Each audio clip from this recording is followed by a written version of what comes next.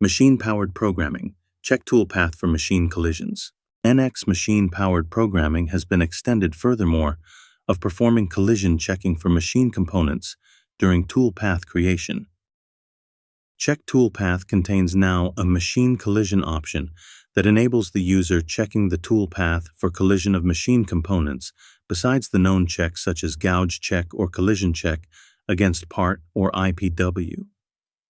Collision findings related to machine components are listed in the toolpath report. Within the toolpath records, the user can interact with the individual findings. Collided machine components are highlighted in graphics. In combination with display tool and machine, the user gets immediately a realistic representation of the entire collision scene.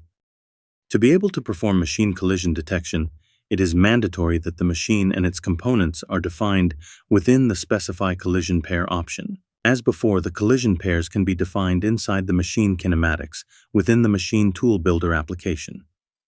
When the machine is loaded and used in a CAM setup, the predefined pair definition is applied. The new Specify Collision Pairs option is now easier accessible in the Machine tab of the NX ribbon, allowing the user to modify, if necessary, the collision pairs for the individual setup.